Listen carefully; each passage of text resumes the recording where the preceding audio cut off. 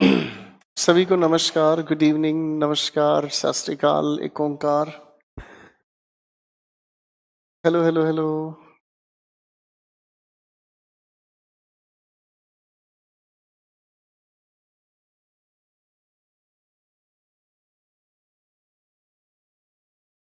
आ जाइए सभी के सभी लोग फटाफट से।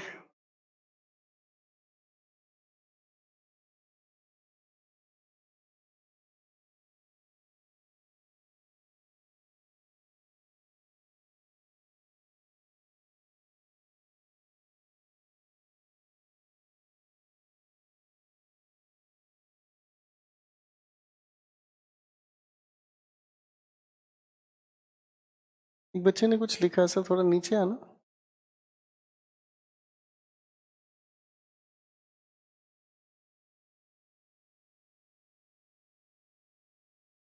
थोड़ा सा नीचे करना।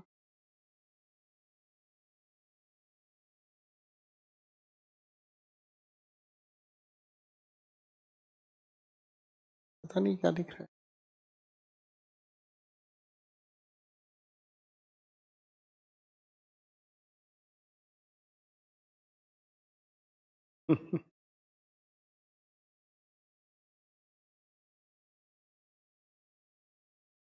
आप लोग लिख लीजिए, मैं देख लेता हूँ।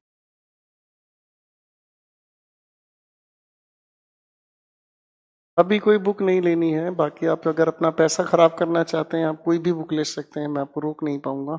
अभी अपना पैसा खराब करने की जरूरत नहीं है, ज्यादा समय नहीं है, मेरा बुक मैटर तैयार हो चुका है।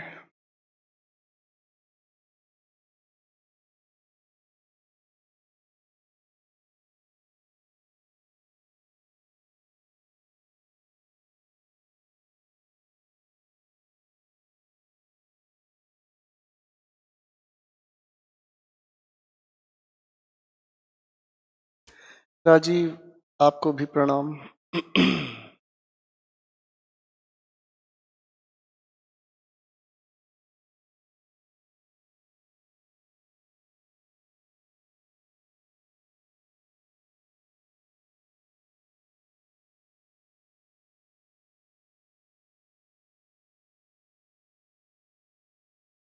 तो नाइस।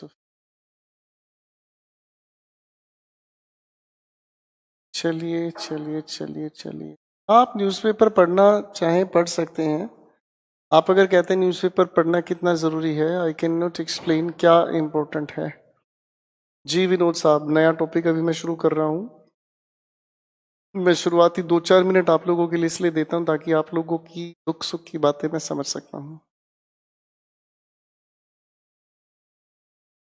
जी जनाब, आज 17 सितंबर 2019 है और समय 8:35 हो चुके हैं। मैं आप लोगों को पढ़ा रहा हूँ। स्टेनोग्राफर का नोटिफिकेशन आ गया है, पार लगा दीजिएगा। बिल्कुल लगेंगे भाई, सारे पेपर पार हो जाएंगे। Thank you. नया टॉपिक अभी हम शुरू कर रहे हैं। हरिओम साहब कह रहे हैं पहला बैच 1499 में शुरू हुआ था, अब 1199 में शुरू हो रहा है। आप थोड़ा सा और वेट कर लो बेटा, इसके बाद अगला इसी बैच की फीस बढ़ जाएगी।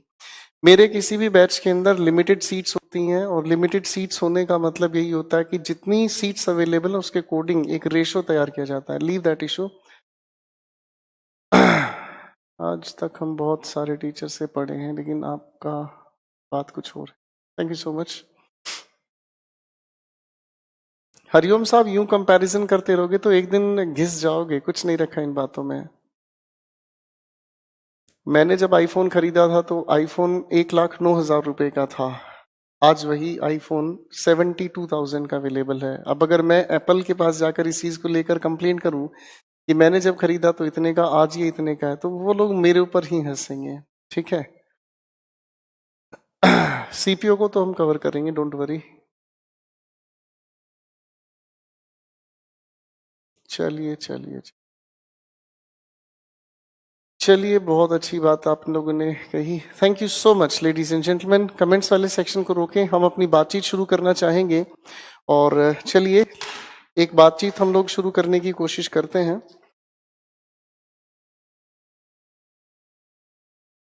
पिछली क्लास तक हम लोगों ने थोड़ा सा वोकैबलरी सेशन पर काम कर लेते हैं। पिछली क्लास तक हम लोगों ने जो वोकैबलरी की बात की थी लेडीज एंड जेंटलमैन, पिछली क्लास तक जो हम लोगों ने वोकेबलरी की बात की थी उसमें ईडियम्स का जिक्र हमने लिया था ब्लू कलर से। थोड़ा सा मैं शुरुआती जिक्र आपका वोकेबलरी से लेना शुरू करता हूँ और उसके बाद मैं आप लोगों का एक नया टॉपिक से आपको मिलाना चाहूंगा। तो धीरे धीरे चीजों को हम लोग जोड़ने की कोशिश करेंगे और मुझे लगता है आप लोगों के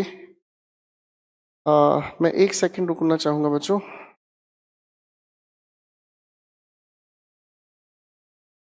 आप लोगों के सेक्शन पर जहां तक मुझे लग रहा है अलग अलग शीट्स प्रोवाइडेड हैं। तो हाँ जी दोस्तों, आप लोगों को एक शीट प्रोवाइडेड है, शीट नंबर 3। ठीक है बच्चों, शीट नंबर 3 को जरा निकाल लीजिए और शीट नंबर 3 के मैं मीनिंग आप लोगों को समझाना चाहूंगा और इस बात को धीरे धीरे आगे हम जोड़ने की कोशिश करेंगे।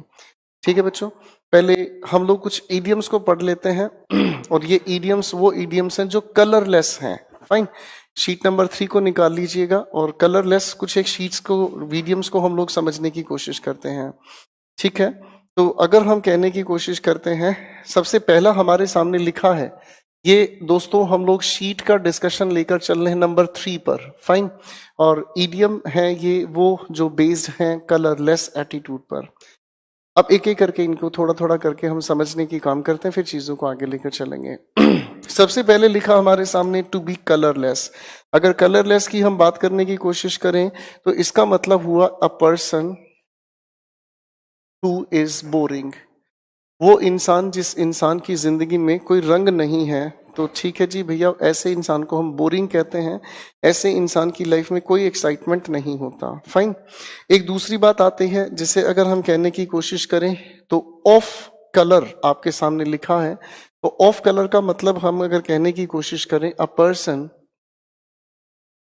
Who is ill. ठीक है जी, एक बीमार इंसान के लिए हम इस छोटे से ईडियम का यूज करते हैं। ठीक है जी, ऑफ कलर का मतलब हुआ कोई इंसान अगर अच्छा महसूस नहीं कर रहा हो या फिर एक इंसान जो बीमार महसूस कर रहा है। फाइन, देखो बच्चों ध्यान से सुन लीजिए, मैं ईडियम तो आपके सामने बोल ही रहा हूं, आपके सामने उनके मीनिंग लिख रहा हूं। आप चाहें तो उन मीनिंग को लिख लीजिएगा, आपके पास आपकी शीट्स अपलोडेड हैं। ठीक है, आप लाइव क्लास के साइड में नोट्स वाले सेक्शन को देखेंगे, उस पर आपकी शीट्स अवेलेबल हैं। तो आप इनको घर पर भी आराम से ठीक ढंग से मैनेज कर सकते हैं। अभी फिलहाल मीनिंग को सुन लें और समझ लें। पहले ईडियम का हम लोगों को लिखा हुआ नजर आया टू बी कलरलेस। इसका मतलब जब कोई इंसान बोरिंग होता है, उसकी लाइफ में एक्साइटमेंट नहीं। आपने कहा ऑफ कलर, इस ऑफ कलर का मतलब समझ आता है एक इंसान जो कि बीमार है। फाइन, नंबर 3 पर हमारे सामने लिखा हुआ है जिसे हम कहते हैं टू गिव या लैंड कलर टू। इसका मतलब समझ में आता है टू मेक अ स्टोरी या फिर समथिंग बिलीवेबल।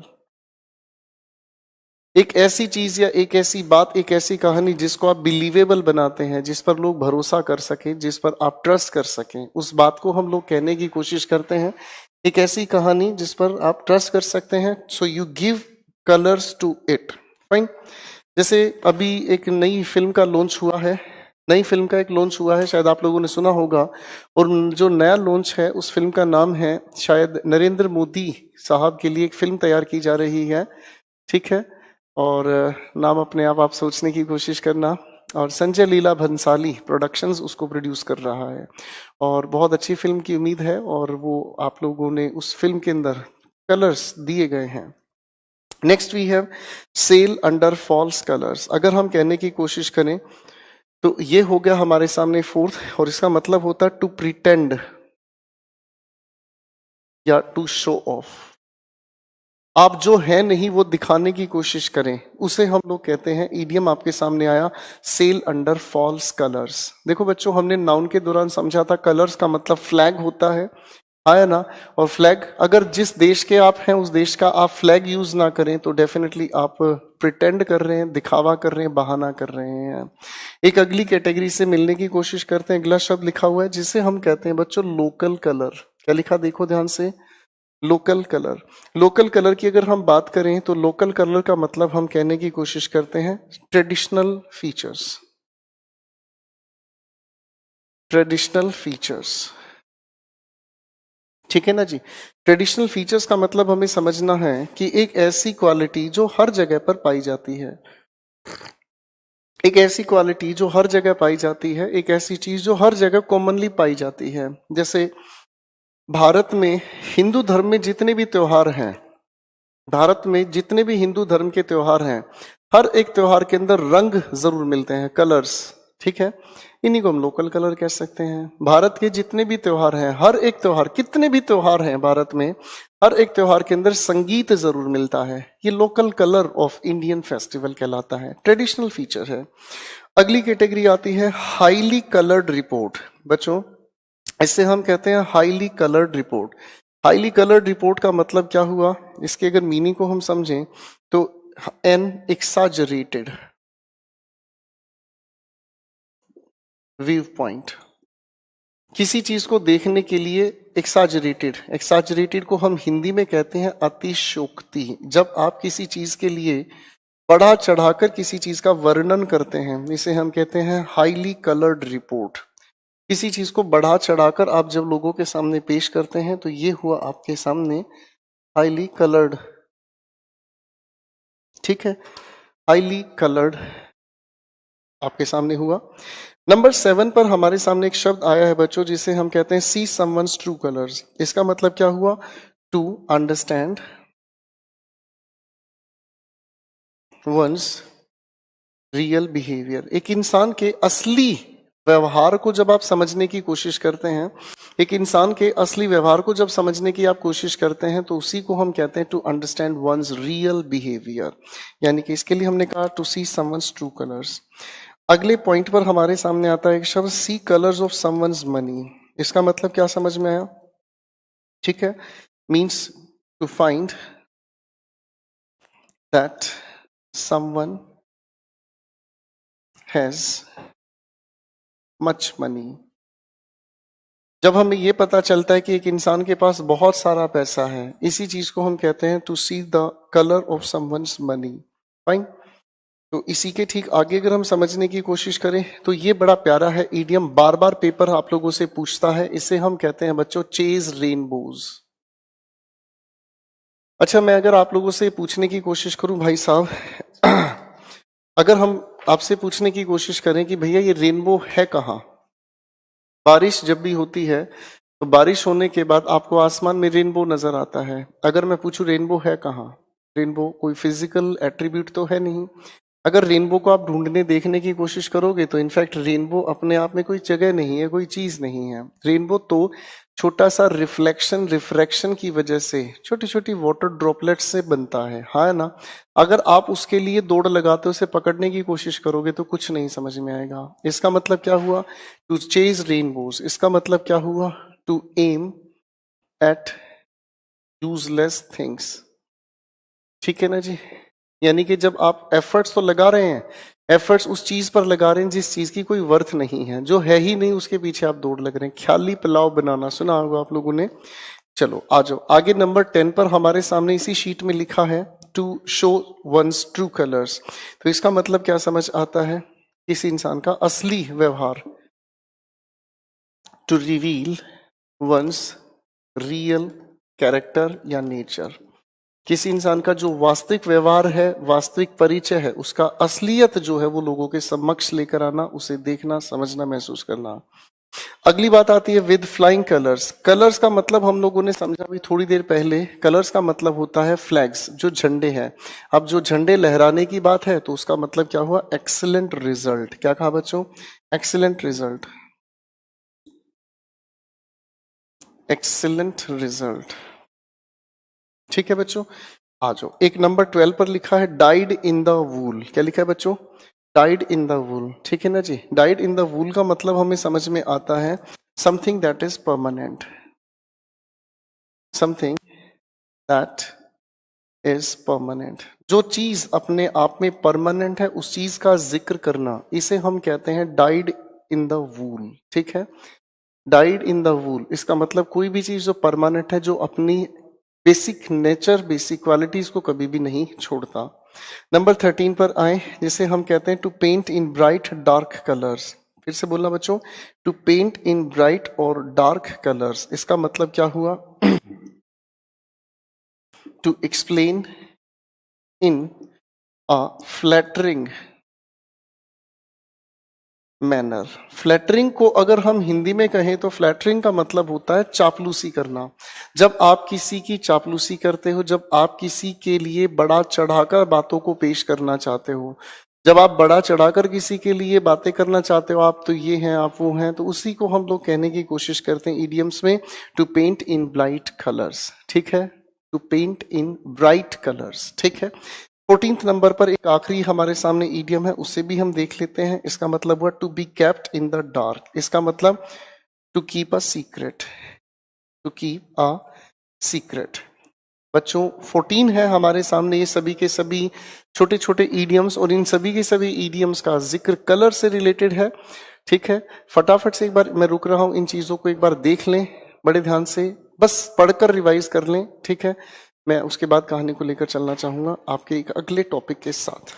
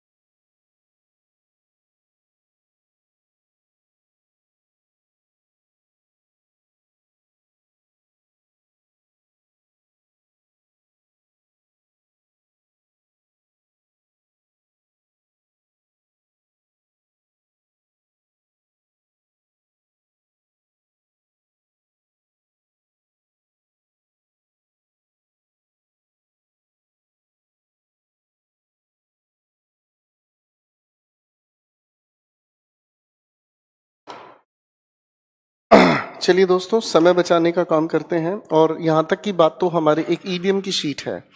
ठीक है बच्चों, अब मेरी पूरी कोशिश रहेगी हर दिन टॉपिक के साथ, टॉपिक के पहले या टॉपिक के बाद जो भी आप लोगों को प्रोवाइडेड शीट्स है, मटेरियल है, उसका मैं डिस्कशन ले लूंगा। ठीक है बच्चों, आप लोगों का करियर विल का जो ग्रुप बना हुआ है, उस ग्रुप के अंदर मैं हर दिन प्रैक्टिस मटेरियल आप लोगों के लिए वोकैबुलरी शीट्स डालता रहूंगा। हमारे बीच एक मूर्खानंद है, और वो मूर्खानंद कहते हैं कि सर इनके आंसर्स कहाँ से मिलेंगे। बेटे, आंसर्स के लिए आप अपने आप मेहनत करना सीखोगे या नहीं? बड़े ध्यान से सोच कर बताओ। आप इनके आंसर्स पर खुद मेहनत करने की कोशिश करो, उनके आंसर्स को ढूंढने की कोशिश करो। मेरी बात समझ रहे हैं? जब उन आंसर्स को आप ढूंढने की कोशिश करोगे, एक बच्चा कहता है सर सारा मटेरियल एक साथ अपलोड कर दीजिए। अरे भाई एक बात बताओ, आप सुबह रोटी खाते हैं मान लो 4, दोपहर में खाते हो 4, शाम को फिर खाते हो 4 रोटी, मैं इकट्ठी 12 रोटी आपके सामने रख दूंगा, खा लोगे? अरे मूर्खों वाली बात कर रहे हो यार। धीरे धीरे कंटेंट आपको मिलता जा रहा है, आप उसे अब्जॉर्ब करना शुरू करो।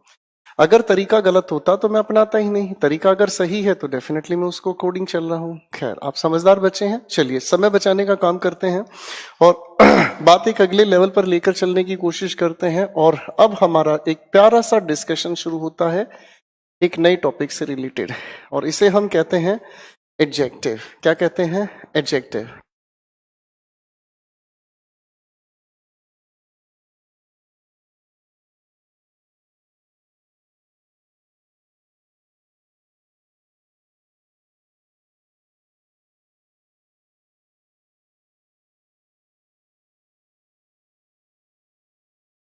चलिए दोस्तों, अपनी बात को हम शुरू करना चाहेंगे, और ये बातचीत हमारी शुरू होगी एडजेक्टिव के साथ। एडजेक्टिव, हम लोगों ने इसकी डेफिनेशन डे 1 पढ़ी थी, सुनी थी। आओ सरकार थोड़ी सी रिवीजन लगा लेते हैं।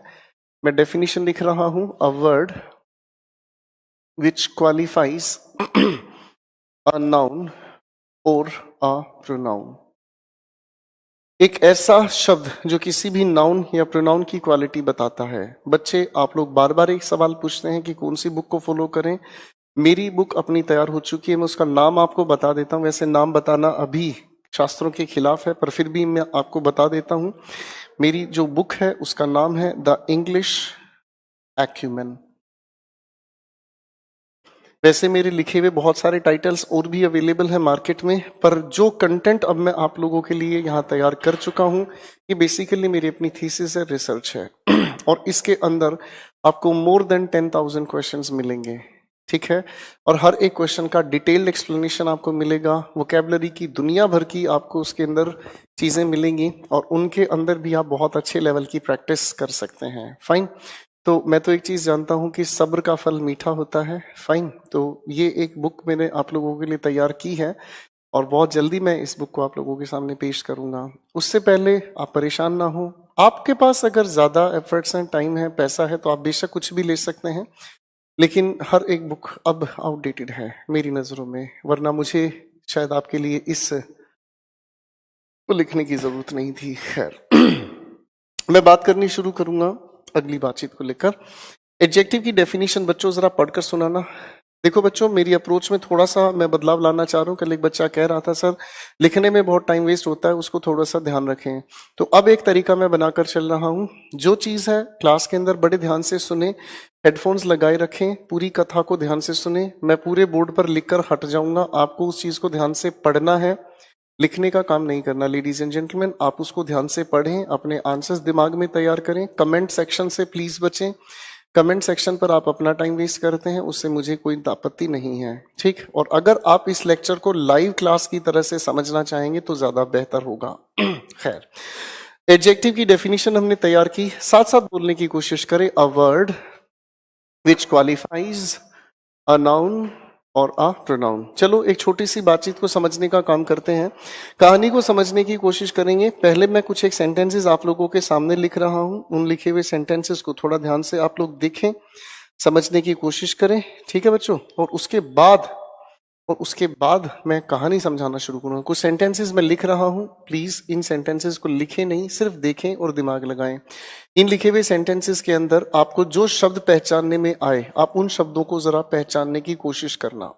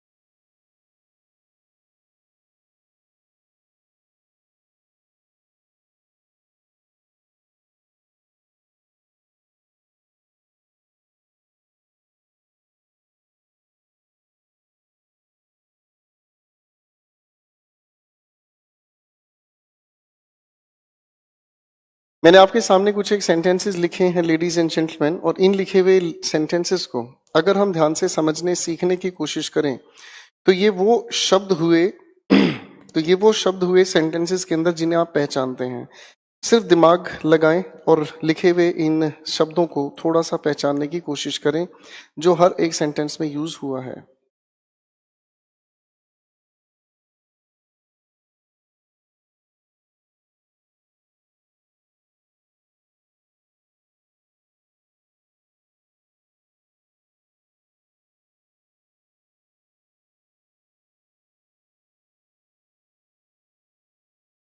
शाबाश। मुझे पूरी उम्मीद है कि आप लोगों ने इन लिखे हुए शब्दों की कहानी को समझ लिया होगा। मैं इन शब्दों को एक एक करके समझने सीखने की कोशिश करूंगा, और कहानी सबसे पहले सेंटेंस पर मैं आपसे पूछना चाहूंगा, who is an intelligent student. Who का आंसर आपने दिया राम, तो ये नाउन हुआ। राम इज व्हाट, आपने जवाब दिया व्हाट का आंसर स्टूडेंट, यानी कि ये भी एक नाउन हुआ। मैं अगर आपसे सवाल पूछूं व्हाट काइंड ऑफ स्टूडेंट, तो आपने मुझे जवाब दिया इंटेलिजेंट। तो मुझे ये जवाब मिल रहा है व्हाट काइंड ऑफ के साथ। किससे मिला बच्चों? What kind of. तो व्हाट काइंड ऑफ का आंसर देने वाले शब्द को अगर हम कहें तो ये एक एडजेक्टिव हुआ, ठीक है बच्चों। अगले सवाल पर मैं काम करना चाहूं, हु वियर्स ब्लू शर्ट। तो हु से आंसर मुझे मिला नाउन। राखी वियर्स व्हाट, जवाब आपने दिया shirt. What kind of shirt यहाँ पर तैयार हुआ हमारे सामने एडजेक्टिव। नेक्स्ट सेंटेंस की अगर मैं बात करना चाहूँ, शी अपने आप में एक प्रोनाउन है। शी इज, अरे वो कैसी है, तो आपने कहा सर ब्यूटीफुल है, यानी कि शी की क्वालिटी बताने वाला ये शब्द अपने आप में एडजेक्टिव हुआ। मुझे ऐसा क्यों लग रहा है कि कुछ बच्चे ये सोच रहे हैं कि शायद यहाँ पर इस ए की जरूरत नहीं है। चलो कोई नहीं, आपके सोचने पर क्या फर्क पड़ता है। नेक्स्ट सेंटेंस पर अगर मैं काम करना चाहूं, who knows a good people, आपने जवाब दिया मोहन।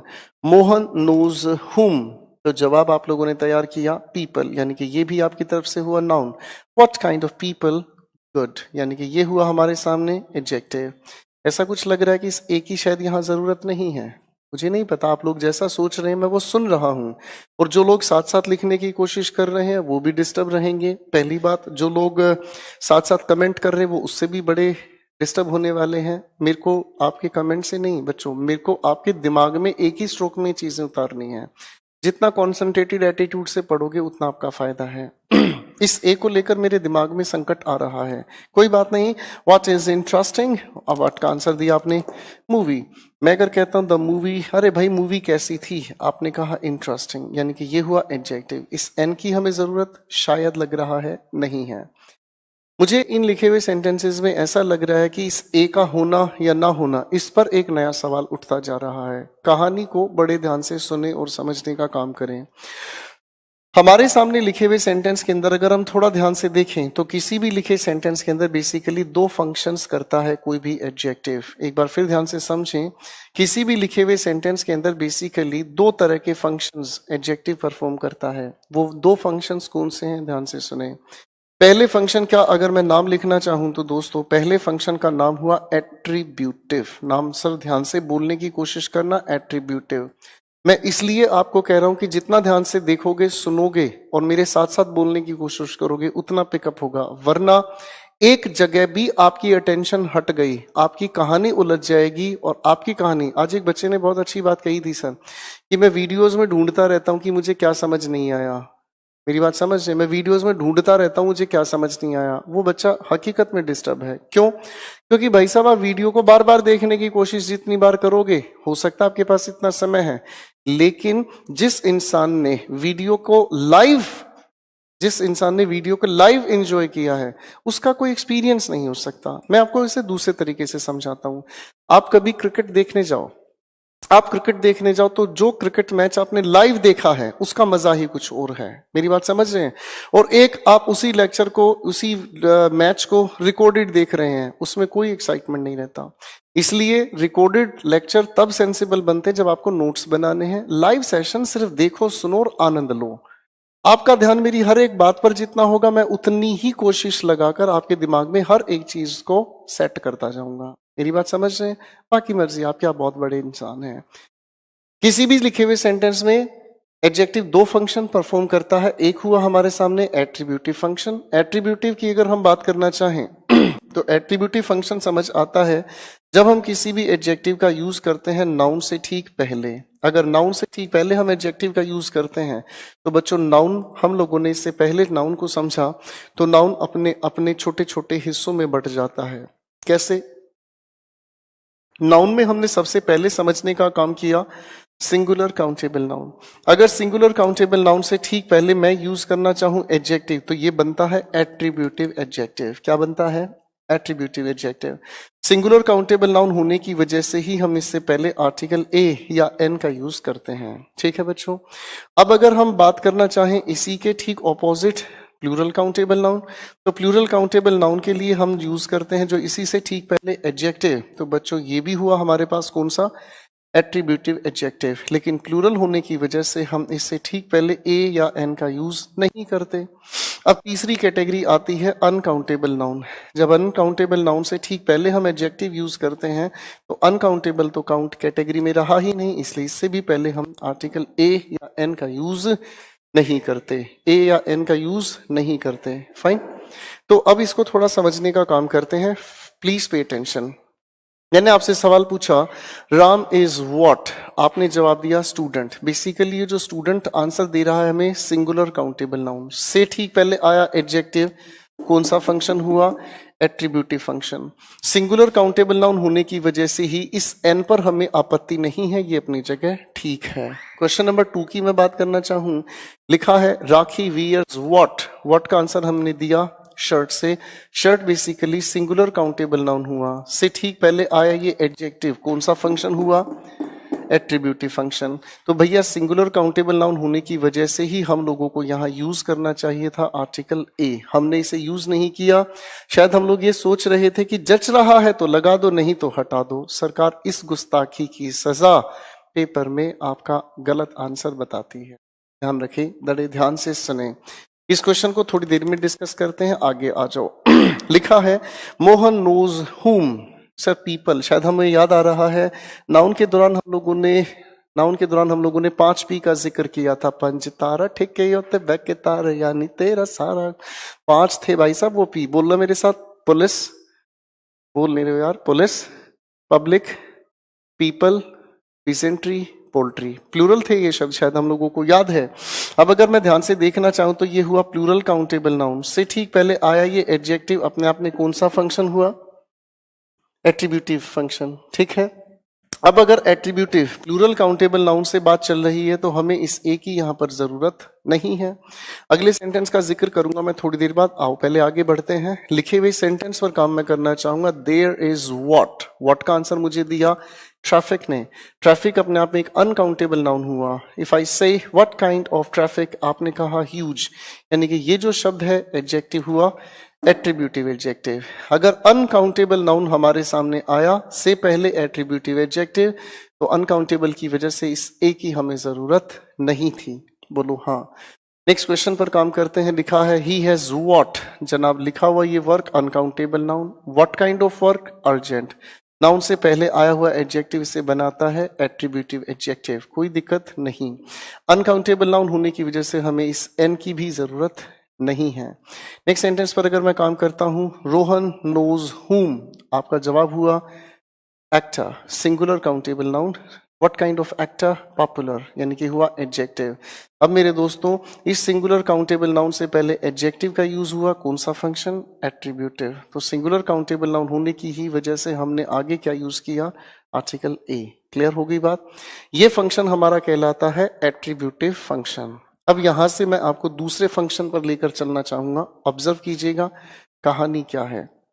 दूसरे फंक्शन का नाम हम कहने की कोशिश करें तो दूसरे फंक्शन का नाम हुआ बच्चों प्रेडिकेटिव फंक्शन। बड़े ध्यान से सुने और समझें।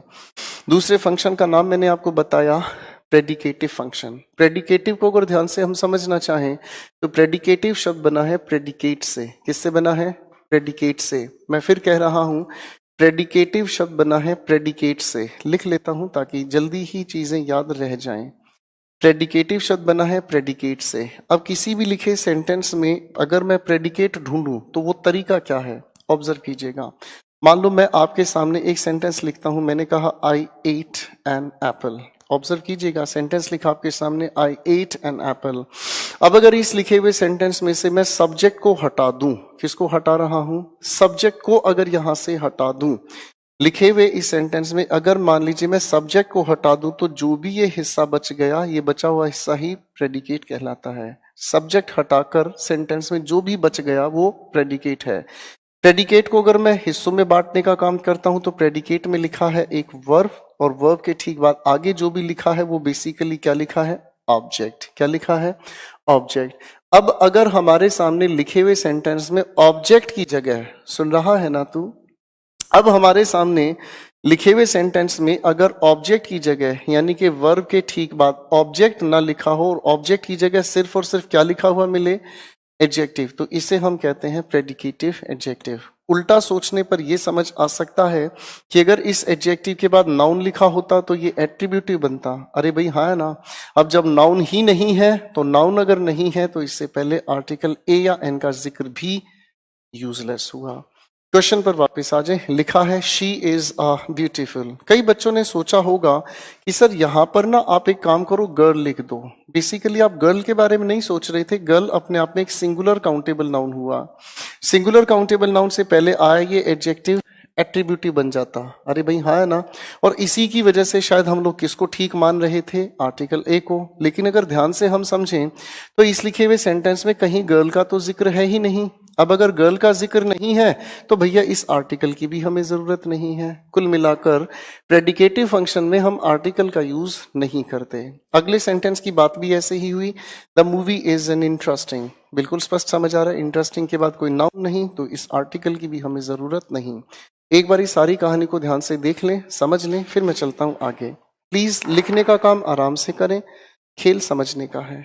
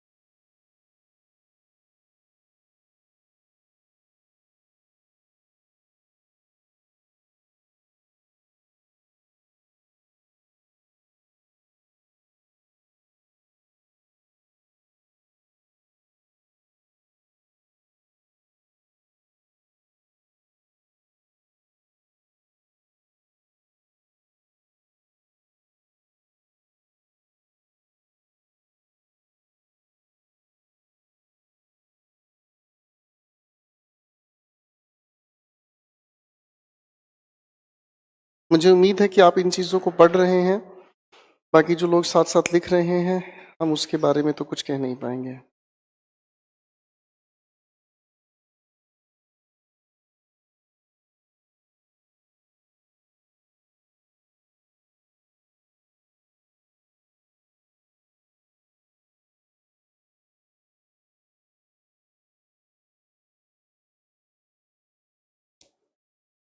चलिए दोस्तों, थोड़ी सी बातचीत को ध्यान से समझने का काम करते हैं। जो आप लोगों ने अभी तक लिखा उस बात को मेरे साथ रिवाइज कर लें। प्लीज फिर से रिक्वेस्ट कर रहा हूं, आप लोग लिखने में टाइम वेस्ट ना करें, चीजों को बड़े ध्यान से देखें और समझने की कोशिश करें। लिखने का काम आराम से करें, वो आपकी एक सेकंड ओपिनियन होगा।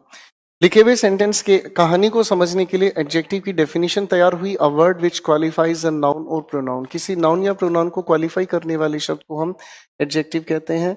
हम लोगों ने इस बात को समझने के लिए कुछ एक सेंटेंसेस लिखे। बाद में हमें समझ आया कि किसी भी लिखे हुए सेंटेंस के अंदर एडजेक्टिव दो तरीके के फंक्शन परफॉर्म करता है। एक हमने कहा एट्रीब्यूटिव फंक्शन। एट्रीब्यूटिव समझ आता है जब एडजेक्टिव का यूज हम नाउन से ठीक पहले करते हैं। ठीक, नाउन को अगर हम कैटेगराइज करना शुरू करें तो नाउन सिंगुलर काउंटेबल नाउन हुआ। तो सिंगुलर काउंटेबल नाउन से पहले आया एडजेक्टिव, एट्रीब्यूटिव हुआ। सिंगुलर होने की वजह से ही आर्टिकल ए या एन का हम यूज करते हैं। क्यों, ये आर्टिकल जाकर हमें समझाएगा। सर अगर लिखा हमारे सामने प्लूरल काउंटेबल नाउन है तो प्लूरल काउंटेबल होने की वजह से आया पहले एडजेक्टिव, प्लूरल होने की वजह से आर्टिकल ए या एन की हमें जरूरत नहीं है। आगे लिखा अनकाउंटेबल नाउन, तो सर अनकाउंटेबल में काउंटेबिलिटी ही नहीं तो ए या एन की हमें जरूरत नहीं है। अब अगर इसी को हम थोड़ा सा रिवर्स में समझने का काम करें, अगर मान लो दोस्तों इस लिखे हुए एडजेक्टिव के बाद ये नाउन नहीं है, तो नाउन नहीं है तो इस नाउन की वजह से ही आर्टिकल आ रहा था, ये आर्टिकल की भी जरूरत नहीं। तो यही चीज हमारे सामने आती है प्रेडिकेटिव नाम से। ठीक है बच्चों, तो प्रेडिकेटिव फंक्शन हुआ जब हम किसी भी वर्ब के बाद सिर्फ और सिर्फ यूज करने का काम करते हैं एडजेक्टिव, यानी कि इसके बाद नाउन नहीं तो इससे पहले आर्टिकल ए या एन की भी जरूरत नहीं।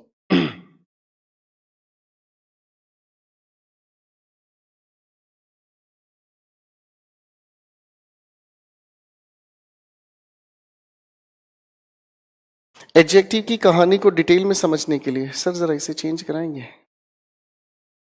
एडजेक्टिव की कहानी को ध्यान से समझने की कोशिश करेंगे तो एडजेक्टिव के टाइप्स सबसे पहले हमसे सवालों में पूछे जाते हैं। एडजेक्टिव जितने टाइप के हुए उसी से 3 तरह के सवाल आते हैं और पहली तरह के सवाल पर मैं काम करना शुरू करूंगा। बड़े ध्यान से देखें, सुने, समझें, लिखने की फुर्सत आराम से लगाएं। ठीक है मेरे दोस्तों। बीच में मैं आप लोगों को 2-4 मिनट दूंगा, आपके कमेंट सुनूंगा, आप क्या कहना चाहते हैं उसको तब सुनूंगा। प्लीज अभी कमेंट्स पर ध्यान ना दें। फाइन। जब हम एडजेक्टिव की बात करते हैं तो एडजेक्टिव के टाइप्स कई तरह की बात करते हैं, और इसमें सबसे पहला जो जिक्र आता है प्रॉपर एडजेक्टिव का।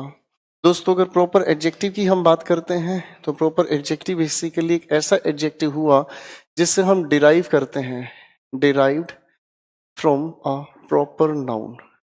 हम प्रॉपर एडजेक्टिव की अगर बात करें तो प्रॉपर एडजेक्टिव को हम डिराइव करते हैं प्रॉपर नाउन से। चलो इस कहानी को समझने के लिए एक छोटी सी लिस्ट बनाता हूं, जल्दी कहानी समझ आएगी। जैसे मान लीजिए हम लोगों ने अपने देश का नाम लिखा इंडिया, तो इससे प्रॉपर एडजेक्टिव तैयार हुआ इंडियन। थोड़ा सा लिख लेता हूं, ये हुआ आपका प्रॉपर नाउन और ये हमने डिराइव किया प्रॉपर एडजेक्टिव।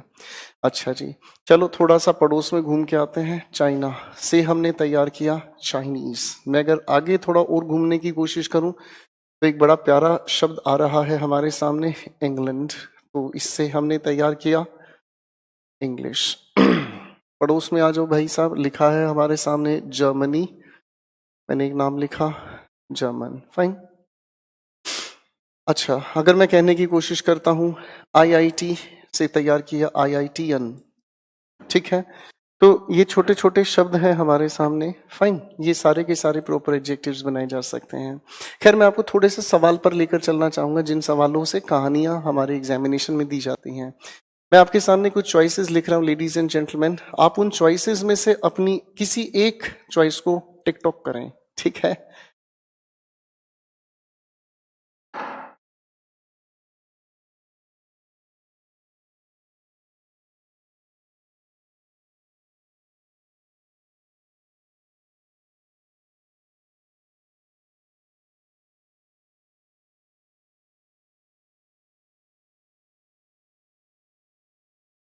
मैंने आपके सामने इन चॉइसेस के लिए लिखा और इनका एक छोटा सा मैं शब्द आगे जोड़ देता हूं, कल्चर। ठीक है बच्चों, ऐसे ही सवाल और भी तैयार कर देता हूं। चलिए दोस्तों, इस बात को हम समझने की कोशिश करते हैं, थोड़ा सा जल्दी से ध्यान से सुने और समझने का काम करें।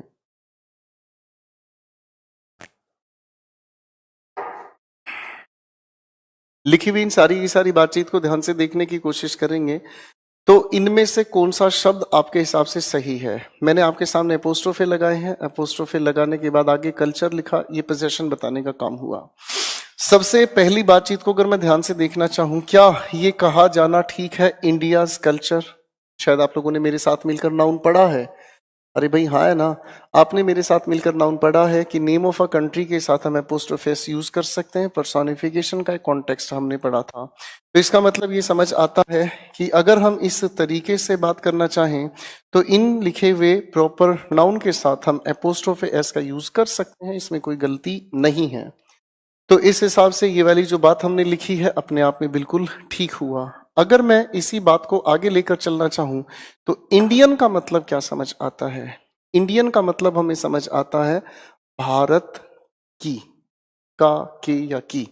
तो इसका मतलब हमें समझ आता है कि ये जो प्रॉपर एडजेक्टिव है इसके अंदर तो पहले से ही का, के, की का मीनिंग जुड़ा हुआ है। यानी कि इनके साथ अगर हम बात करने की कोशिश करें तो भाई साहब इनके साथ हमें अपोस्ट्रोफेस लगाने की जरूरत नहीं है। और यही वो वजह हुई कि जिसकी वजह से हम लोगों ने इस डिस्कशन को गलत या इस डिस्कशन को हमने खारिज किया।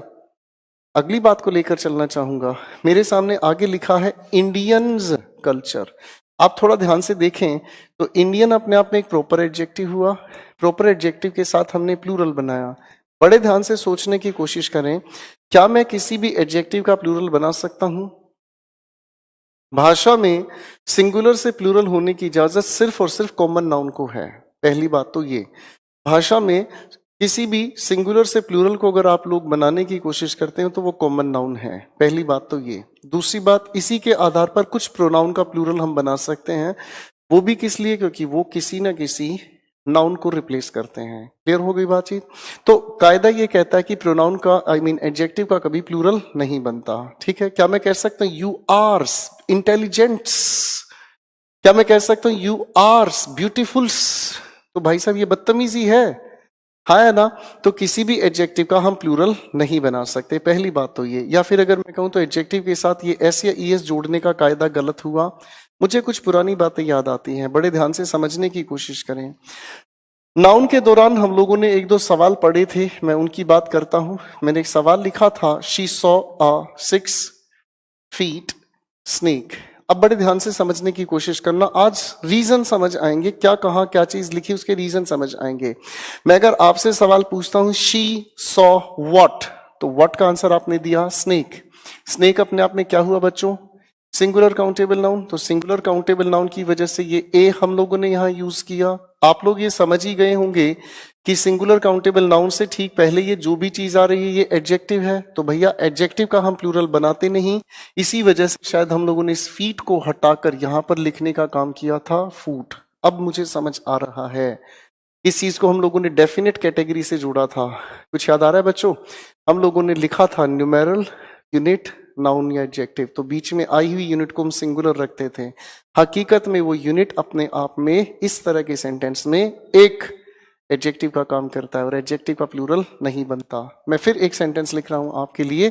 जैसे अगर मैंने कहा राम डिमांडेड, पुराना ही सेंटेंस है बच्चों, 10 inches पाइप्स। मैं अगर आप लोगों से सवाल पूछना चाहूं राम डिमांडेड व्हाट, तो मेरे भाई व्हाट का आंसर आपने दिया पाइप्स। अपने आप में ये क्या है? Plural countable noun. Plural countable noun होने की वजह से ही हम लोगों ने इससे पहले किसी आर्टिकल का यूज नहीं किया। अरे भाई हाँ ना? तो बच्चों इसी प्लूरल काउंटेबल नाउन से पहले ये जो भी कुछ आ रहा है, इनफैक्ट ये अपने आप में क्या हुआ? एडजेक्टिव। अब अगर ये एडजेक्टिव हुआ तो हम किसी भी एडजेक्टिव का कभी भी प्लूरल यूज नहीं करते। यही वो वजह है कि इस यूनिट को हम लोग सिंगुलर रख रहे थे। कुछ बातें क्लियर हो रही हैं? मैं फिर कह रहा हूं, जिस इंसान का नाउन ठीक है वो सारे पार्ट्स ऑफ स्पीच पर एक्सपर्ट बनता है, और जिसका नाउन ठीक नहीं है वो हर जगह पर अपने आप को उलझाएगा और कंफ्यूज होगा। मैं आज आपकी क्लास के अंदर एक नई अप्रोच लेकर चल रहा हूं, ध्यान से सुनने की, ध्यान से समझने की। जो ध्यान से सुने समझे वो सीखने की कोशिश करेगा। जो साथ साथ नोट्स बनाने के चक्कर में भैया बहुत बर्बाद होता है आपका समय। कल एक बच्चे ने लिखा, मुझे महसूस हुआ इसलिए गाड़ी अब सही ट्रैक पर ला रहा हूं। मेरे सामने लिखा हुआ एक और सेंटेंस हम लोगों ने समझा कि भैया एडजेक्टिव का प्लूरल नहीं बनता। चलो एक और बड़ी अच्छी प्यारी सी चीज के साथ खिलाता हूं। मैंने आपके सामने एक बड़ा प्यारा शब्द लिखा, देखो ध्यान से, शूज। बेटा शूज हम लोग जानते हैं आइडेंटिकल, अरे हाँ है ना, आइडेंटिकल पार्ट्स के अकॉर्डिंग बनता है। बेसिकली ये शब्द अपने आप में एक प्लूरल काउंटेबल नाउन है। बोल नहीं रहे हो भाई? प्लूरल काउंटेबल नाउन है। जब ये अपने आप में एक प्लूरल काउंटेबल नाउन है तो इसका एक्चुअल में फंक्शन बदल रहा हूं मैं। अगर मान लो मैं इसी लिखे हुए शब्द को किसी और नाउन के एट्रीब्यूटिव यूज करता हूं, क्या यूज करता हूं? किसी और नाउन के एट्रीब्यूटिव, यानी कि नाउन से ठीक पहले अगर यूज करता हूं तो यही शब्द अपने आप में क्या बना? एडजेक्टिव। तो एडजेक्टिव बनने की वजह से ये सिंगुलर रहा या प्लूरल? आ जाओ, अभी अपने आप समझ आ जाएगा। मैं अगर कहने की कोशिश करता हूं आपके सामने शूज मार्केट, क्या ये कहना अपने आप में ठीक होगा? आप कहोगे बिल्कुल गलत हुआ सर। क्यों? क्योंकि मार्केट अपने आप में नाउन हुआ, नाउन का एट्रीब्यूटिव अगर ये है तो क्या हुआ? एडजेक्टिव। और एडजेक्टिव का हमें प्लूरल बनाने की इजाजत नहीं है, है ना? अगर मैं कहने की कोशिश करता हूं आपके सामने शूज डिजाइन, तो ये क्या कहना अपने आप में सही है? आप कहोगे बिल्कुल गलत सर, डिजाइन अपने आप में नाउन, और नाउन से पहले आए ये जो भी है एडजेक्टिव का प्लूरल नहीं बनता। Is my point clear? अरे हाँ या ना? तो प्लूरल नहीं बनता। चलो एक कॉमन सेंस लगाने की कोशिश करो। मैं आपके सामने कहूं लंग्स ऑपरेशन, क्या ये कहना अपने आप में सही है? मैंने कहा आपके सामने लंग्स ऑपरेशन, क्या ये कहना सही है? बिल्कुल गलत हुआ सर। ऑपरेशन अपने आप में एक नाउन, नाउन से पहले एडजेक्टिव का हम प्लूरल नहीं बनाते। क्या यहाँ तक की बात अपनी क्लियर हुई बच्चों? अब बात क्लियर है तो आज जो कहानी ये समझ आती है। इंडियंस लिखना अपने आप में गलत हुआ। अब मेरे सामने एक अगली बात आती है, लिखा है देखो जी, इंडियाज तो अपने आप में सही है। जब मैं इंडिया की कल्चर की बात कर रहा हूं तो क्या आप चाइना का जिक्र करोगे? बिल्कुल नहीं सर। इंडिया का अगर जिक्र करे तो इंडिया का स्पेसिफिक ही जिक्र होगा, हाँ या ना? इसका मतलब ये समझ आता है कि इस तरह के लिखे हुए एपोस्ट्रोफे एस के साथ हम लोग कभी भी द का यूज नहीं करते, क्योंकि जिसके साथ आप एपोस्ट्रोफे लगा रहे हो वो है ही स्पेसिफिक। अरे हाँ है ना? यही वो वजह हुई जिसकी वजह से ये चॉइस गलत हुई। फिर अगली बात देखो, द तो अपने आप में है ही गलत, और ये इस एडजेक्टिव का प्लूरल भी गलत हुआ। अरे हाँ है ना? तो ये बात हमें यहां पर भी लागू होती नजर आई। कि possessive एडजेक्टिव्स के साथ भी हम लोगों को द लगाने की जरूरत नहीं है। अगली बातचीत फिर वही गड़बड़ हो रही है भाई, तो दोनों तरफ से गलत हुआ। तो इनफैक्ट इसमें कौन सा आंसर और भी करेक्ट हुआ? बात समझ में आ रही है? अरे भाई हाँ है ना। तो कहानी ये समझ में आती है कि किसी भी एडजेक्टिव के साथ हम लोग प्लूरल का बिहेवियर नहीं रखते। ठीक है बच्चों, मैंने आपके कुछ पुराने सवालों के जवाब आज आपको दिए हैं। नाउन की इस कैटेगरी को आप लोगों ने लिखा है, कहीं पर पढ़ा है। 2 मिनट रुक रहा हूं, बड़े कहानी को ध्यान से देख लें, समझ लें, फिर चलते हैं आगे।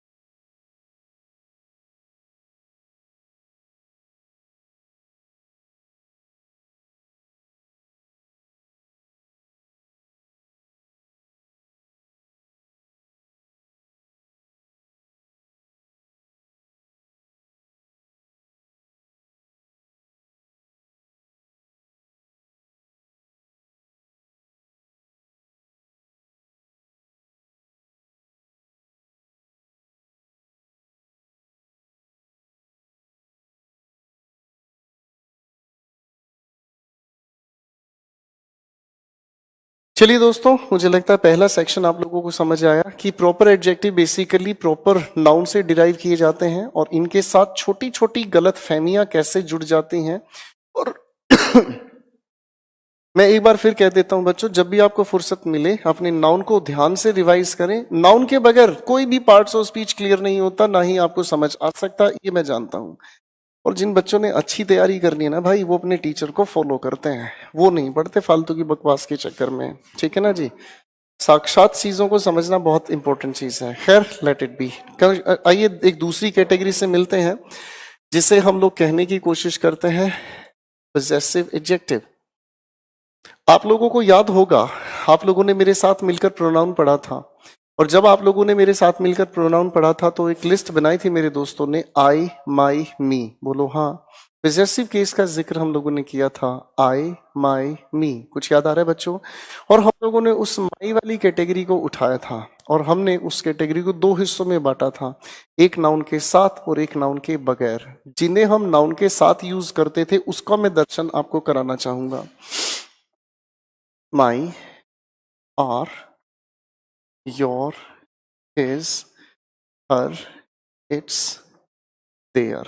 याद आ रहा है बच्चों? हम लोगों ने इनका जो जिक्र किया था, इनके साथ कंपलसरी हम लोगों ने यूज करने की कोशिश की थी नाउन। कुछ याद आ रहा है बच्चों? अब एक बार ध्यान से देखो, जब नाउन के साथ हम इनको यूज कर ही रहे हैं तो नाउन के एट्रीब्यूटिव ही तो हैं ये, यानी कि ये एट्रीब्यूटिव एडजेक्टिव कहलाते हैं।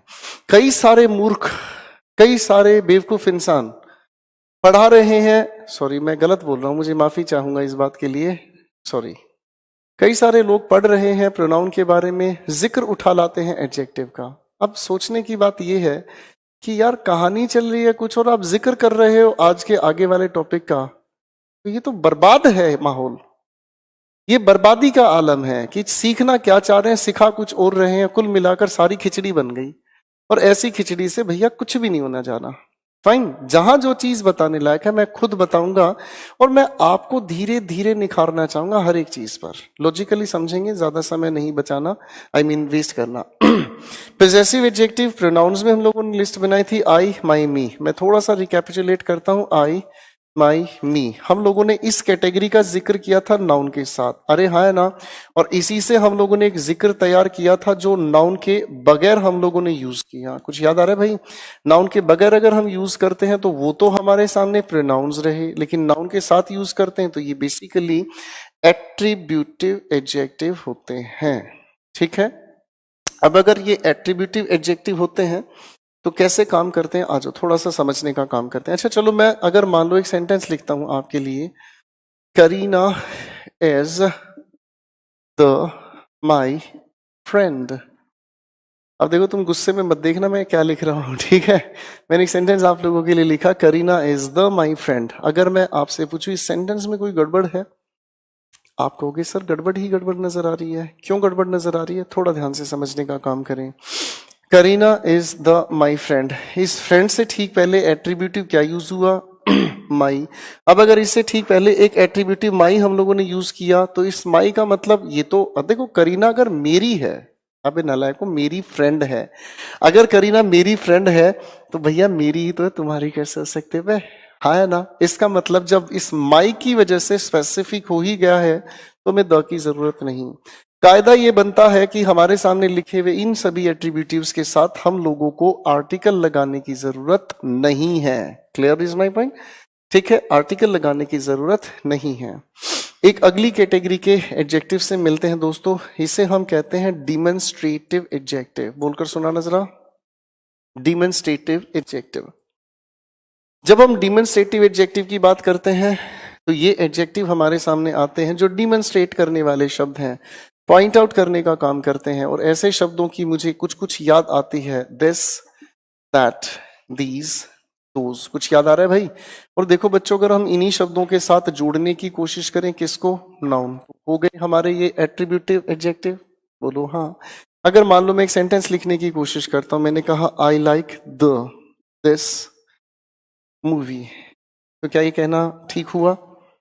अब देखो ध्यान से, डिमॉन्स्ट्रेटिव हम उस शब्द को कहते थे जो पॉइंट आउट करने का काम करता है। अरे भाई हाँ है ना, आप जब पॉइंट आउट कर ही रहे हो तो पॉइंट आउट करते हैं तो स्पेसिफिक चीजों की तरफ ही पॉइंट आउट करने का काम करेंगे।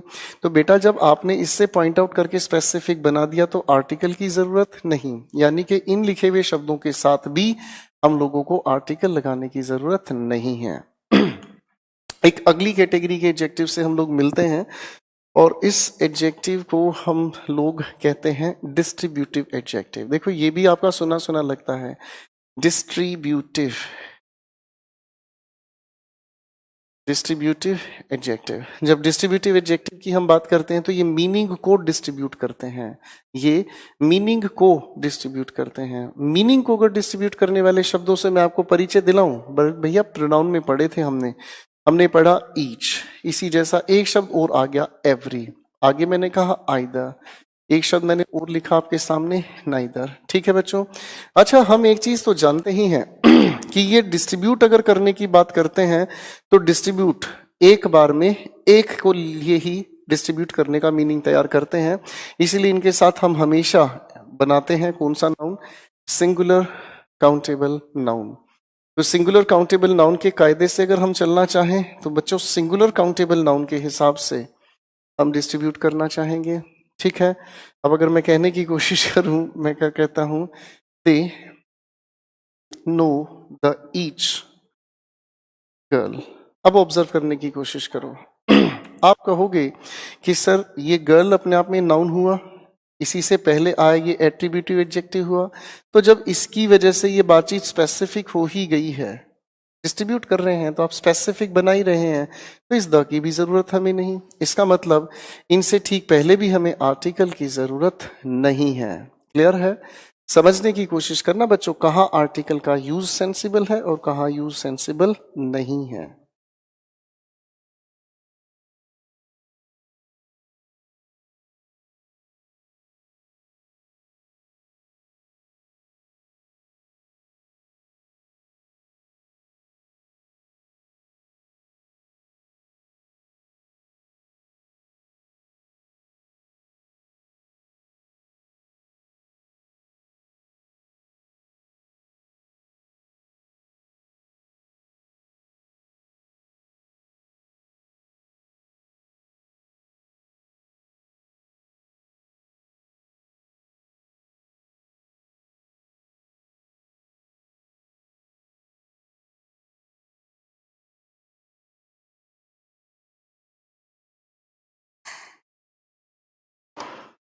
तो इस बात से थोड़ी सी कहानी को लेके चल लेते हैं बच्चों आगे। हमारे सामने कई तरीके से एडजेक्टिव्स का फंक्शन सामने आता है और एक अगले एडजेक्टिव की मैं बात करना चाहूँ। देखो बच्चों, इस एडजेक्टिव का अगर मैं बात करूं तो ये इसे हम कहते हैं नोमिनल एडजेक्टिव, नाउन से निकले हैं। ये तीनों हमारे प्रोनोमियल एडजेक्टिव हैं जो प्रोनाउन से निकले हैं। फाइन। एक अगले एडजेक्टिव से मैं मिलाना चाहूंगा जिसे हम लोग कहते हैं एडजेक्टिव ऑफ क्वांटिटी। क्वांटिटी को अगर हम पूछना चाहें तो आप जवाब देते हैं हाउ मच। ऐसे कई सारे शब्द जो हाउ मच का आंसर दे सकते हैं, जैसे अगर मैंने कहा मच, लिटिल, सम। इसके बारे में हम थोड़ी देर में बात करनी शुरू करेंगे, एक्चुअल में ये है क्या, कैसे फंक्शन करते हैं। क्लियर है? इसकी बात हम करना शुरू करेंगे। फाइन। तो सर एक बार जरा कमेंट्स दिखाना, मैं देखना चाहूंगा कि बच्चे कमेंट्स पर क्या एक्टिवली पार्टिसिपेट करते हैं या नहीं। आज बच्चों थोड़ा सा कमेंट पर देखना चाहूंगा, माहौल बनाते हैं।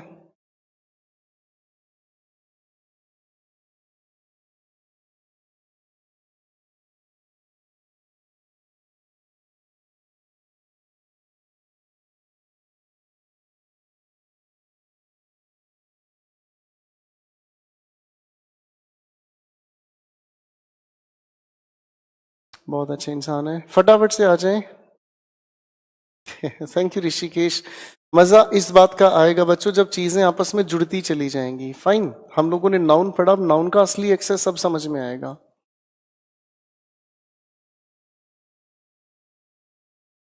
कुणाल साहब, मैं किसी टीचर को नहीं जानता कि इसने क्या पढ़ा है क्या नहीं पढ़ा है। प्लीज किसी का नाम लेकर यहाँ किसी को बेआबरू ना करें।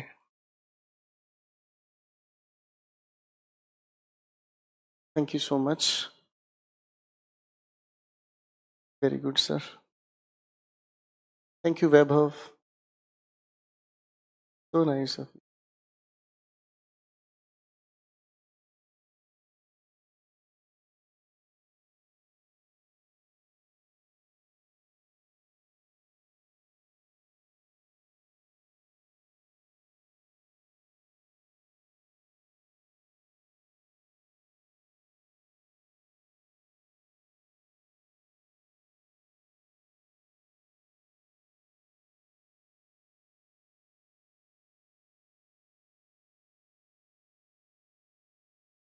मुझे कोई काम का कमेंट लगेगा तो मैं जरूर आप लोगों को बताऊंगा। मैं सब आप लोगों की कमेंट्स थोड़ा स्पीड से देखने की कोशिश करेंगे। देवेंद्र साहब, जो सवाल आपने पूछा इसको मैं आर्टिकल्स में डिस्कस करूंगा।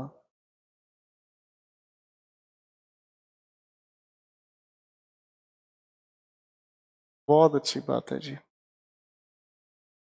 मुझे खुशी इस बात की है कि मेरे स्टूडेंट्स बिल्कुल 100% सेटिस्फाइड हैं और बहुत बहुत बहुत अच्छी तरह से रिस्पॉन्स दे रहे हैं। बहुत अच्छे इंसान हैं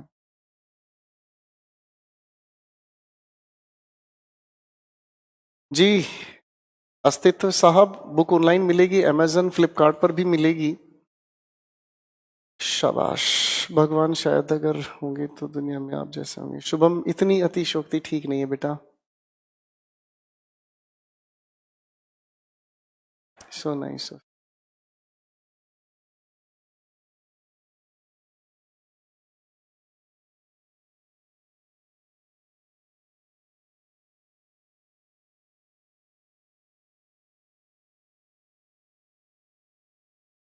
बहुत अच्छे इंसान। चलिए चलिए चलिए, ठीक है ठीक है ठीक है। सोहन को एक मुक्का मारो सर, फेंक के यहीं से। सोहन को क्लोज टेस्ट सोल्व करने हैं, जो हम पढ़ा रहे हैं वो पर ध्यान नहीं है इसका, कुछ और पढ़ना है। मूर्खानंद कहाँ से आते हैं ये समझ नहीं आता। एक इंसान कॉमन सेंस लगाकर चलता है कि जो चीज समझा रहे हैं, जो पढ़ा रहे हैं, वो चीज समझ लो। मेरे नालायक इंसान, किसी भी सेंटेंस में जब क्लोज टेस्ट आप फिल करते हो तो आपको पार्ट्स ऑफ स्पीच दिए जाते हैं कि आपके ऑप्शन में नाउन है, एडजेक्टिव है, एडवर्ब है, ठीक है ना। तो आपको यही नहीं पता नाउन क्या, एडजेक्टिव क्या, क्या भरोगे क्लोज टेस्ट में। मैं देख रहा हूँ दुनिया भर की नोटंकी हो रही है, मतलब हर रोज कोई क्लोज टेस्ट करा रहा है, कोई PQRS करा, मतलब बच्चों को अपने 4-5 क्वेश्चंस रटा रटा के बर्बाद कर रहे हैं। और ऐसा बर्बाद कर रहे हैं, ना तो उन बच्चों का कोई रिजल्ट है, और वो बेचारे इतने मासूम होते, उन्हें पता ही नहीं कि हो क्या रहा है, ठीक है ना। एक बार हमारी क्लास के साथ जुड़ने के बाद उनके तोते उड़ जाते, उन्हें तब पता चलता कहानी ये है, हम तो किसी और को खुदा माने बैठे थे, कहानी तो यहाँ छिपी हुई है। चलिए चलिए चलिए, thank you so much Satish ji. इस नॉलेज को लोगों तक फैलाएं। मेरा अगला बैच आ रहा है, लोगों को उसके बारे में जरूर बताएं ताकि एटलीस्ट उनकी परसेप्शंस को मैं खोल सकता हूँ। Thank you so much, thank you thank you thank you so much, thank you so much. बस बस बस, कमेंट्स को हटाएं सर। सर चलो बच्चों, फटाफट से कमेंट रोके, कमेंट को रोके, कहानी पर पढ़ने का काम करते हैं। लेडीज एंड जेंटलमैन, तो हम लोगों ने यहां तक समझने का काम किया 5 तरह के एडजेक्टिव्स। चलिए हम एक अगली तरह के एडजेक्टिव से आप लोगों को मिलाना चाहूंगा, और वो अगली तरह का एडजेक्टिव बड़ा खूबसूरत है।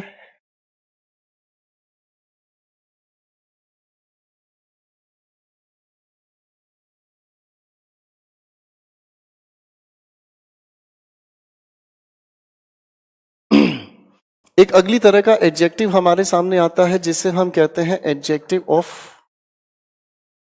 क्वालिटी। एडजेक्टिव ऑफ क्वालिटी की अगर हम बात करते हैं तो क्वालिटी कई तरीके से पूछी जा सकती है, बताई जा सकती है, और क्वालिटी को पहचानने का हम लोगों का सवाल तैयार होता है, व्हाट काइंड ऑफ, ठीक है, कोई चीज कैसी है। लेडीज एंड जेंटलमैन, इस बात को बड़े ध्यान से सुने और समझे। एडजेक्टिव बताता है किस तरह की क्वालिटी। कई तरह की क्वालिटीज एग्जामिनेशन हमारे सामने रखता है, मैं उस क्वालिटी को आपके सामने डिस्क्रिप्शन में रखना चाहूंगा। और इस क्वालिटी को समझने के लिए एक छोटा सा डिस्क्रिप्शन एग्जामिनेशन जो हमसे पूछता है, दैट इज कॉल्ड ऑसस कॉम्प। बच्चों पढ़कर सुनाना जरा, मैंने क्या लिखा, ऑसस कॉम्प। फिर से पढ़ें, ऑसस कॉम्प।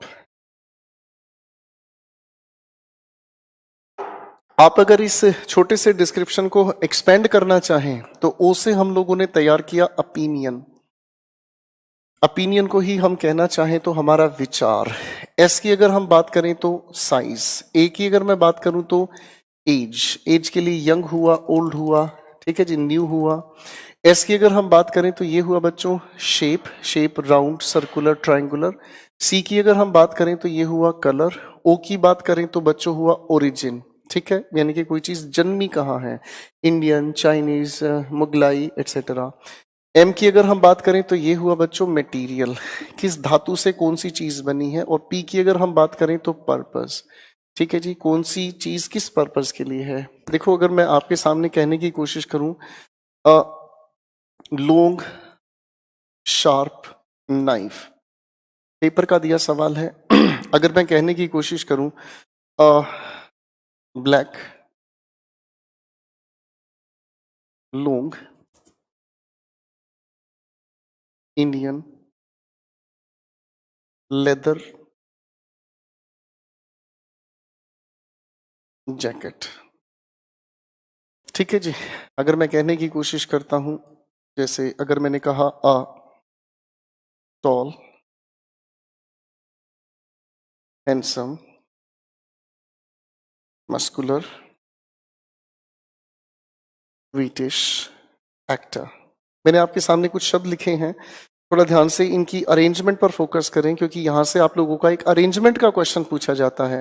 एडजेक्टिव्स में आर्टिकल लगना है या नहीं लगना, ये सवाल पहला हुआ हमारे सामने। एडजेक्टिव्स की अरेंजमेंट कैसे होती है, ये दूसरा सवाल हुआ। एडजेक्टिव्स की अरेंजमेंट काफी बार पूछी जाती है, ये कुछ एक क्वेश्चंस मैंने आपके सामने लिखे हैं। तो इस सीक्वेंस को मेंटेन करने के लिए ओसस कॉम्प हम तैयार करते हैं। ओ से हुआ ओपिनियन, आपका विचार। साइज लॉन्ग शॉर्ट, ठीक है जी, टॉल एक्सेट्रा। ए से तैयार किया age, young old new etcetera. S shape, ठीक है। सी फॉर कलर, बाकी हम लोगों को पता चल ही गया है। सर सबसे पहले लिखा है a long sharp knife. Sharp किसी और कैटेगरी से नहीं जुड़ता, शार्प बेसिकली हमारे ओपिनियन से जुड़ता है। तो इस सीक्वेंस में अगर हम कहने की कोशिश करें तो शार्प का जिक्र पहले और लॉन्ग उसके बाद। नेक्स्ट क्वेश्चन पर आए, अ black long Indian leather jacket. Arrangement की अगर मैं बात करना चाहूं तो बच्चों ये तो देखो जैकेट आपका एक नाउन है, इस नाउन की वजह से सिंगुलर काउंटेबल होने की वजह से ए है, और ये सारे आपके एट्रीब्यूटिव एडजेक्टिव हैं। तो सबसे पहले हम अगर ध्यान से देखने की कोशिश करें तो अरेंजमेंट के हिसाब से क्या होना सबसे पहले चाहिए, ओपिनियन से रिलेटेड कोई शब्द नहीं, साइज से रिलेटेड शब्द आया तो अरेंजमेंट में सबसे पहले लॉन्ग का आप जिक्र करें, लॉन्ग के बाद ब्लैक इंडियन लेदर। बच्चों एक चीज हमें पता है कि जो मटेरियल है पर्पज से पहले आए, यानी कि मटेरियल लास्ट में पहुंच गया, लास्ट में ये लिखा हुआ है ही, अरे हाँ है ना, यानी कि ये हमारे पास 4th नंबर पर ठीक है। अब मुझे देखना है लेदर से मटेरियल से ठीक पहले ओरिजिन लिखा है, यानी कि आपका इंडियन भी सही जगह लिखा है, यानी कि जो ब्लैक है ओरिजिन से पहले कलर आना है, यानी कि ये जो लिखा है ये 2nd नंबर पर। तो करेक्ट आंसर बनता है long black Indian leather jacket. इनकी अरेंजमेंट को लेकर क्वेश्चन पूछा जाता है। अगला सवाल पर मैं काम करना चाहूंगा, a tall handsome muscular wheatish actor. अब अगर मैं ध्यान से देखना चाहूं तो एक्टर सिंगुलर काउंटेबल नाउन हुआ, इसी के लिए आर्टिकल ए का यूज अपनी जगह ठीक हुआ। अब मुझे देखना है इसमें अरेंजमेंट, सबसे पहले ओपिनियन क्या कहता है, ओपिनियन हुआ जी हैंडसम, ठीक है, ओपिनियन हुआ अपने आप में हैंडसम। ओपिनियन के ठीक बाद हमें दिखाई दिया, शाबाश, साइज। साइज के बाद अगर हम कहें तो ये हुआ आपका मस्कुलर, और उसके बाद कलर को मेंशन करें तो ठीक है बच्चों। तो इस बात को थोड़ा ध्यान से एक बार देख लीजिएगा, ऑसस्कॉम्प इसे हम कहते हैं, और इसकी अरेंजमेंट बड़े प्यार से पेपर आप लोगों से पूछता है।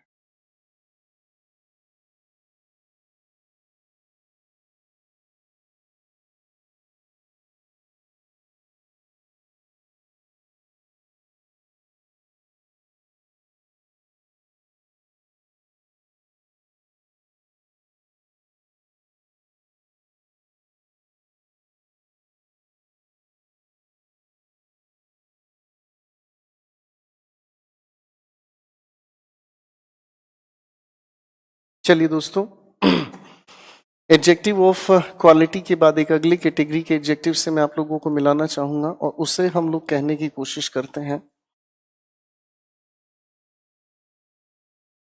उसे हम लोग कहने की कोशिश करते हैं एडजेक्टिव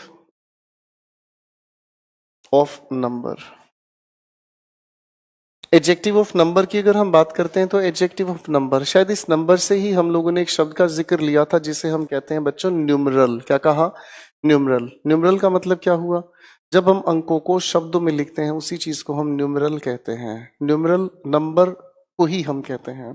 तो हम लोगों ने इस नंबर को सर देखो नाउन के दौरान भी इसी तरीके से कैटेगराइज किया था, डेफिनेट कहकर, हाँ या ना। डेफिनेट को अगर मैं समझने की कोशिश करूं तो ये 3 हिस्सों में बट जाता है। एक हमारे सामने आती है बात कार्डिनल, कार्डिनल हुआ हमारे सामने 1 2 3 ऐसे लिखे हुए शब्द। सर दूसरे शब्द की अगर हम बात करें तो ये हुआ ऑर्डिनल, ऑर्डिनल जो ऑर्डर की बात करते हैं, फर्स्ट सेकंड थर्ड एटसेट्रा, ठीक है बच्चों। और तीसरे की अगर हम बात करें तो इसे हम कहते हैं मल्टीप्लीकेटिव। क्या नाम लिया भाई, मल्टीप्लीकेटिव, जिसे हम कहते हैं सिंगल, डबल एटसेट्रा। अब आपके पेपर में सवाल पूछा जाता है इनकी अरेंजमेंट को लेकर, जैसे अगर मैं कहने की कोशिश करता हूं द 3 फर्स्ट स्टूडेंट्स एटसेट्रा। तो बच्चों इसकी अरेंजमेंट का हमेशा आप ध्यान रखें। इसकी अरेंजमेंट जब भी आपके एग्जामिनेशन में दी जाती है तो आर्टिकल द लगाकर हम लोग कहानी को शुरू करते हैं। पहले हम लोग लिखने की कोशिश करते हैं ओ मीन्स ऑर्डिनल, के बाद हम लिखते हैं सी मीन्स कार्डिनल, और इसके बाद हम लोग लिखने की कोशिश करते हैं मल्टीप्लिकेटिव, और इसके बाद हम लोगों का आता है नाउन। तो इस लिखे हुए सेंटेंस की अरेंजमेंट को अगर ठीक किया जाए तो पहले जिक्र आना चाहिए फर्स्ट और उसके बाद जिक्र आना चाहिए थ्री। सीक्वेंसिंग पेपर में यहां तक जरूर पूछी जाती है, ठीक है, इसका बड़े ध्यान रखें। फाइन, ये तो हुई हमारी डिस्कशन की बात डेफिनेट को लेकर। एक दूसरी चीज आती है जिसे हम कहते हैं बच्चों इंडेफिनेट, यानी कि जब संख्या निर्धारित नहीं होती, और जब संख्या निर्धारित नहीं होती तो ऐसे शब्द आते हैं हमारे सामने, जैसे मैंने कहा सम, मैनी, फ्यू एटसेट्रा। अब इसके यूसेज की मैं बात करना शुरू करूंगा थोड़ी देर के बाद, इसका जिक्र हम लोग लेकर चलेंगे अलग से। फाइन, एडजेक्टिव ऑफ नंबर के बाद एक अगला एडजेक्टिव आता है जिसे हम कहते हैं इंटेरोगेटिव एडजेक्टिव।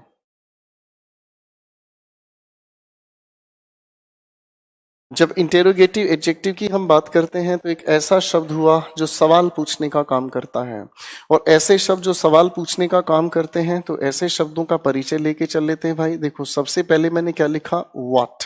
एक शब्द मैंने और लिखा भाई साहब, देखो ध्यान से, हुज। और एक शब्द मैंने और आपके लिए लिखा, विच।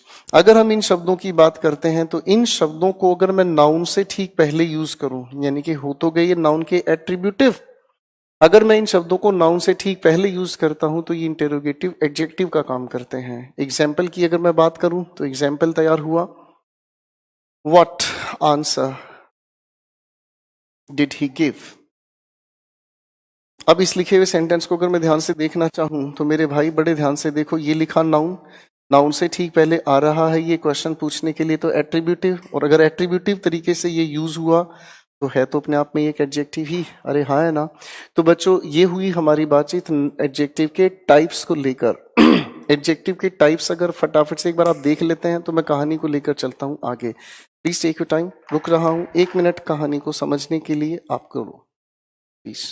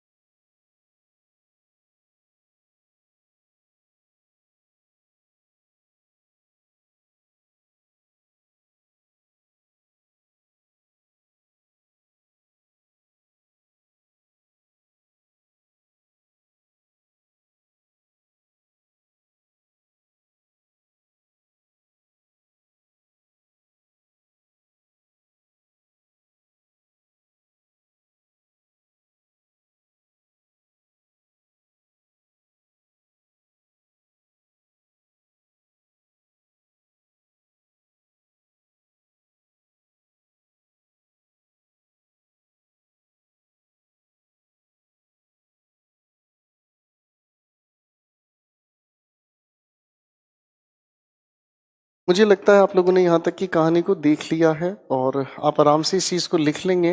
दोस्तों ये तो थी हमारी बातचीत जिसे हम कहते हैं एडजेक्टिव्स। एडजेक्टिव्स की अगर हम बात करें तो एडजेक्टिव का मीनिंग हमें समझ आया, एडजेक्टिव की हम लोगों को छोटी छोटी बातें समझ आई, और नाउन के कुछ उलझे सुलझे सवालों को हमने बड़े सटीक तरीके से समझने का काम किया। फाइन, और नाउन के आधार पर काफी सारी चीजों को हम लोगों ने देखने का काम किया, सुनने समझने का काम किया। फाइन, तो अब मैं एडजेक्टिव का एक अगला लेवल शुरू करने की कोशिश करूंगा, and that level is called correct usage. Correct usage और करेक्ट यूसेज एक दायरा है जिस पर हमें बहुत अच्छे से डिटेल में मेहनत करनी होगी। तो मुझे लगता है कि कथा शुरू कर सकते हैं हम। सर देखना जरा हमारे पास समय है इतना कि कहानी हम आगे ले चलें। 5 मिनट का समय है, तो आप एक काम करें, हैं जी, तो ऐसा करते हैं थोड़ा सा बच्चों से बात कर लेते हैं, है ना, वरना नाराजगी की भी तो महफिल बैठी है? आसमां को जमी ये जरूर भी नहीं, जान ले, जान ले। वर्षा बहन, आपने सवाल पूछा वंस ट्वाइस थ्राइस किस कैटेगरी में आएगा? आएगा, आएगा, इनका जिक्र भी आएगा। लाडो बेटा आएगा। At this stage what would be the best score in your opinion? सवाल ही बेकार है। मेरे ओपिनियन से क्या होता है? मेरे ओपिनियन से तो सीधी बात इतनी है भाई साहब, अगर आपके सामने 200 नंबर का पेपर है, 200 के 200 निकालो, ये बेस्ट स्कोर है। Nonsense question.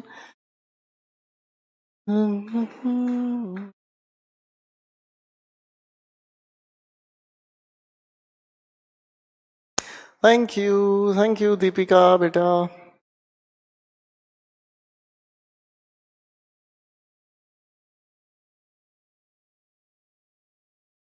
शुभम बुक आएगी, मैं आपको बताऊंगा, ठीक है जी। अब थोड़ा सांस लेने दो, अब दो चार बातें कर लेंगे। पब्लिश में गया है बेटा, प्रिंट मटेरियल गया हुआ, बहुत जल्दी आते ही। अरे चिंता क्यों करते यार, मेरी जिम्मेदारी, मैं बताऊंगा। चलिए चलिए ना बेटा विकास, 6 आवर्स वाला नाउन देखने की जरूरत नहीं है, आप कुछ मत देखो, बस आप आराम से चाय पियो और आराम करो, ठीक है।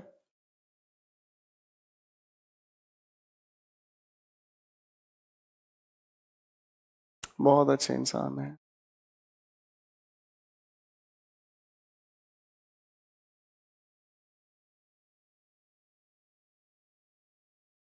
चलिए, thank you so much ladies and gentleman, आज के लिए इतना ही। गुड नाइट, मिलते हैं कल आपके समय पर। Take care, love you all.